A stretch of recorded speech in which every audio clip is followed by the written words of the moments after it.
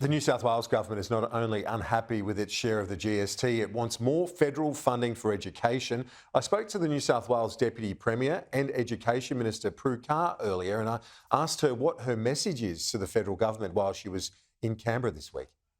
We need to get to the minimum of 100% needs-based funding. People remember we've been talking about Gonski for years and years, and our public schools, and I can certainly speak for New South Wales, we haven't reached that 100%. The Commonwealth government have offered us an amount. We don't believe it's enough to get there.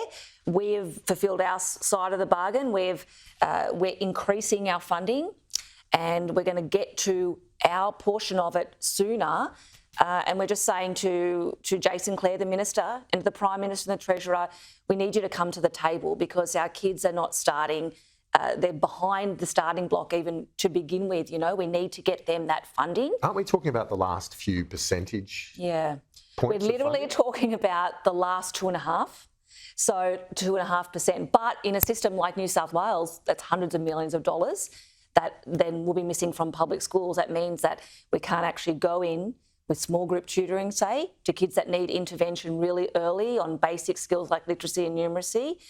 So we are arguing the last few percentage. How close are you, do you think? How close are you to getting them over the line? Look, we agree that we need to get to 100%. It's now we're actually talking tic-tacs about the money, but we're just not willing to move. We're saying it's non-negotiable. It has to be 5%, especially since the federal government, on advice from the Grants Commission, have ripped billions of dollars from New South Wales in GST relativity. So we're going to need the Commonwealth government to come to the table. And it's not just New South Wales, is it? You had your South Australian counterpart alongside you making the same point this morning. Yes, well, Blair Boyer, the Minister from South Australia, was saying exactly the same thing about from their perspective. A different sort of number in South Australia. They're a little bit smaller than us in New South Wales, but the same thing. Victoria's saying the same thing. Queensland's saying the same thing. We all want to get there, and I believe that the Minister wants to get there, but we're just going to need more money from the Commonwealth government. There's just no other way of saying it. Our kids deserve it. We all want to get there. We have to see the dollars. You mentioned the GST. Colin Barnett said to my colleague Ashley Gillen that there should be a move to per capita funding with some special arrangements for states like Tasmania, South Australia, the top end. If a former WA Premier is saying that, it sounds like it could be quite a compelling argument. Do you think the government might budge on it?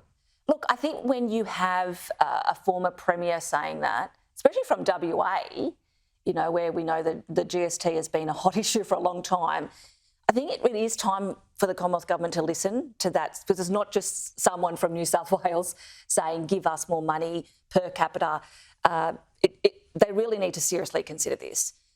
It's going to be a huge blow to our budget. We are the epicentre of so many of the national issues that the Commonwealth government is really committed to addressing: the housing crisis, the cost of living crisis, you know, schools and hospitals. And we're the biggest state.